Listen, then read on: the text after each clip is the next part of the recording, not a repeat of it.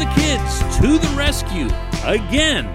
You know, kind of at least a little bit similar to 2016 and 2017. Good morning to you. Good Monday morning. I'm Dan Kovacevic of PK Pittsburgh Sports. This is Daily Shot of Penguins.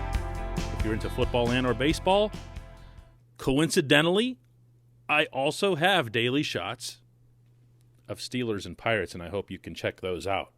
It's Penguins versus Islanders, Part 2, tonight at PPG Paints Arena. Face-off is 7:08 p.m. I'll be there covering it for DK Pittsburgh Sports, and I am looking forward to this. I don't know that I would have been looking forward to this from the coverage standpoint, from the entertain me standpoint, anywhere near as much if it hadn't been for the recent arrivals, and I mean arrivals in all senses of the term, of Radim Zohorna, Freddie Gaudreau, the resurrection of Sam Lafferty, Anthony Angelo's good play, and I had felt maybe a little bit too comfortable downplaying or even dismissing their recent contributions because we'd seen a whole lot of Buffalo and New Jersey. And that can skew all perceptions, especially when you see Gaudreau, stick handling and dancing around a bunch of Buffalo guys and dazzling, and it just makes you think more about the Sabres than it does about anything that's happening on the home perspective. That's just human nature.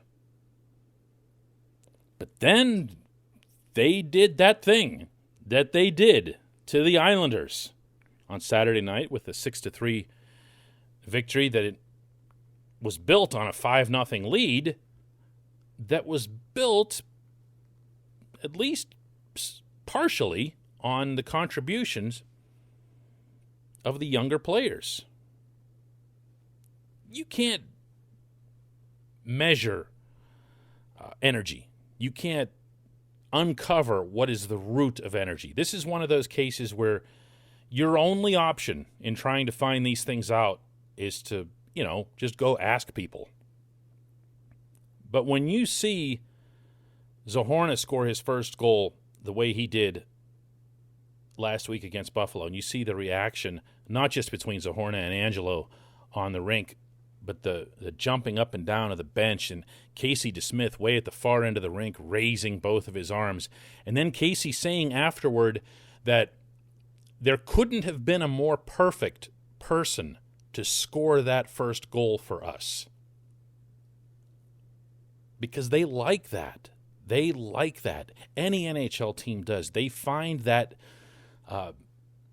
fire. Maybe they rediscover a fire, they re-experience it. That's something that Sidney Crosby, of all people, talked about after the Zohorna goal, where he said it takes you back to how you felt, what your own emotions were, even if it's just for a split second. When you scored your first goal, when Sid scored his at the Civic Arena, you're thinking how you felt and how important it is in your life.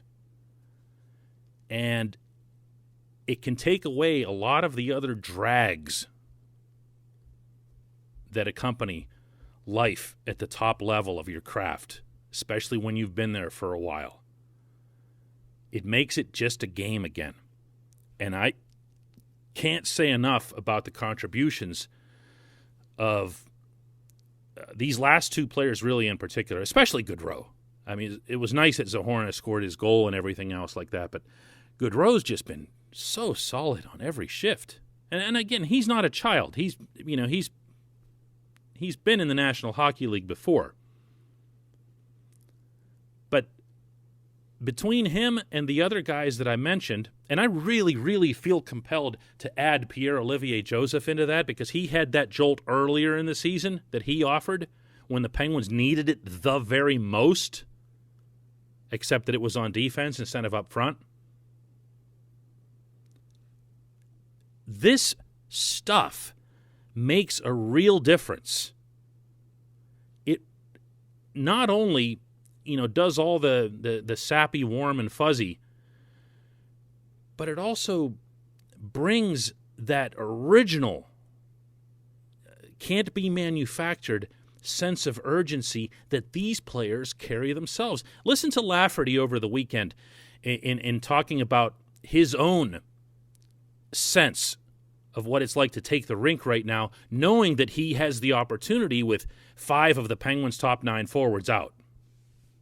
Yeah, I think anytime you're in the lineup is a great opportunity, and you always want to make the most of them. So, the team's winning right now, and spirits are high, and I think everyone's chipping in. So, right now it feels good, and we just want to keep it rolling. This portion of Daily Shot of Penguins is brought to you by Fubo TV. If you haven't yet cut your cable cord, I've got some scissors for you. But first, you're going to want to cut up your cable bill that costs you over $200 a month and replace it with Fubo TV that's $65 a month to watch the same channels. Plus, they give you free DVR, and there's no installation charge. Fubo TV is how you should be watching TV. Get everything you want all in one place. And by the way, that includes AT&T Sportsnet Pittsburgh, so you see Penguins games and Pirates games. Right now, Fubo TV is offering our listeners of this podcast a 7-day free trial and 15% off your first month. All you got to do is go to FuboTV.com/DK. No contracts, cancel anytime. One more time. Go to FuboTV.com/DK for the 7-day free trial and 15% off your first month. I'm always hesitant to compare any team to a previous championship team. I don't see that pedigree in this group. I see ways that it's possible for the Penguins to advance through the tournament, but I think a lot of that would involve upsets. And at the same time, I'm not going to look at this group of players recently arrived from Wilkes-Barre Scranton and say that this is the same as when they brought up, Connor Sherry and Brian Rust, Tom Kuhnhackl, Scott Wilson, Jake Gensel the following year. I don't see a Rust or a Gensel in this group. The system just isn't that deep. The next wave of meaningful talent still does go down to Samuel Poulin, Nathan Legare, and those guys aren't ready to contribute in the NHL right now. But the effect can be the same. And they actually don't need to score to be contributors at this level. What they need is to not be Mark Jankowski. They need to not be a passenger. They need to show up, and this is what they've done, and feel like every time they go over the boards, they can and should make a positive difference. If you think about the overall construction of the forward lines when everybody's healthy, if we're being honest, most of these guys won't be playing. There might only be one spot. I mean, if you use, just to wing it here, if you have your regular first line, your regular second line, and you have your regular Teddy Bluger third line, what you're left with for a fourth line is going to be Gaudreau, either Zucker or Jared McCann, and then the right side would be Evan Rodriguez. Like, you have to make some decisions based purely on the penalty kill, and then you're not even going to have, Sam Lafferty or Anthony Angelo or any of these other guys I'm talking about. But you do need this spark. And this team had been missing that. And they owe this group considerably for having provided that the way POJ did for the defense. These guys are doing that right now for the forwards and for the whole team. And we'll see. I mean, man, if they can take care of the Islanders again, I don't think there's any missing the playoffs. Let's put it that way. When we come back, just one question.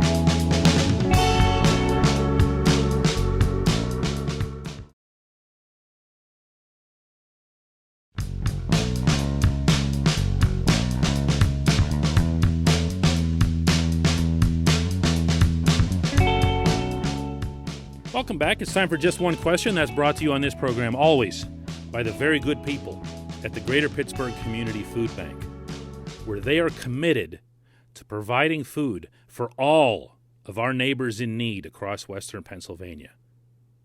I don't know that there's a higher calling in society, let alone our region. If you want to be part of that, if you want to make your own difference, go to pittsburghfoodbank.org. Spell it out. There's no PGH or anything like that. pittsburghfoodbank.org. $1 is all it takes to provide 5 meals. $1, 5 meals. pittsburghfoodbank.org. Today's Just One Question comes from Kevin Matlack, who asks, is it ridiculous to think, way to start a question, Kevin, is it ridiculous to think that this team plays harder and is more engaged when the higher profile superstars are out of the lineup? Instead of relying on 2 or 3 players, all 18 seem to function as one on a more regular basis. It's anything but ridiculous, Kevin. It's demonstrable facts. Go back to the beginning of the 2019-20 season. Do you remember the St. Paul/Winnipeg trip? Right after the Penguins had just gotten decimated with injuries, most of them up front. And they brought up all these, I don't even remember their names. I probably wouldn't recognize them if they walked past me right now. And they completely shut down and overwhelmed the Wild. And then the next night just obliterated the Jets. And the Jets were at full strength with like all their guys, Wheeler and Scheifele and Line and all that other stuff. The Penguins just obliterated them with basically an AHL team. And that set the tone, I felt, and I wrote at the time, for the first 3-4 months of that season. Everyone had learned all over again that the Mike Sullivan system works when it's applied correctly, diligently, and even passionately. And that carried them. And if you'll remember, the dialogue when players started getting healthy again, the most common outside dialogue was, what if the Stars come back and screw this up? Remember that? So this isn't a new concept here. Now, the irony in this case, of course, is that, you know, your main star who's currently out was also your best player. And I mean the way he was performing. I mean, Evgeny Malkin was out of his mind. It was a terrible, terrible time for him to get hurt. For him and for the team. That doesn't change. So I'd focus in this instance a lot more on who these players are replacing that isn't a star. I mean, I hate to keep pounding Jankowski into the ground, so don't even think of Jankowski as a person in this case. Think of him as a symbol of what I'm discussing. But you can't have passengers and succeed. You can't hide someone in a National Hockey League lineup. And that's what Jankowski was doing. He's just kind of going along for the ride. Wasn't really doing anything. You could say the same about Colton Sevier, except I'm inclined to lay off him for a little while after that gorgeous touch pass Saturday night. I'm looking at this roster right now, and I see that better bottom liners replaced worse bottom liners. So I don't see it as taking the place of stars. Yes, I understand 5 out of the top 9 forwards are out. And I get that somebody's got to replace those goals.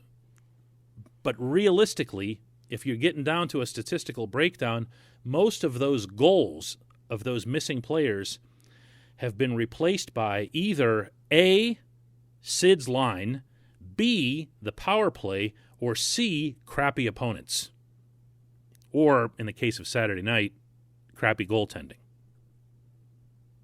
So I don't see this as so-and-so came in and is a better, fits better with the system than Gino does or than Kasperi Kapanen does. They need those guys back. They need them back something fierce. The fact that they were able to pull off what they did Saturday night was impressive. If they do it again tonight, it'll be doubly impressive. But I would amend that thinking to answer your question as directly as I can, Kevin. I would amend that thinking to be more about fourth liners replacing fourth liners. These guys are better than the guys they're replacing. Thanks for the question. It's really, really good stuff. Thanks to everybody for listening, and we'll do another one of these tomorrow.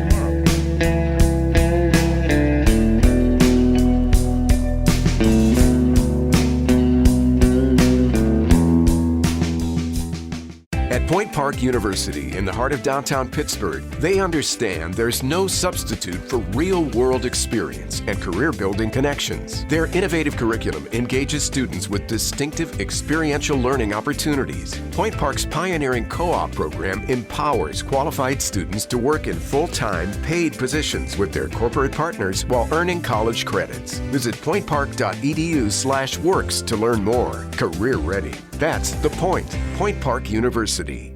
Your front door, your car, your gym locker, your gun. Safety is a habit. Learn more about how to keep guns safe and secure. Visit projectchildsafe.org.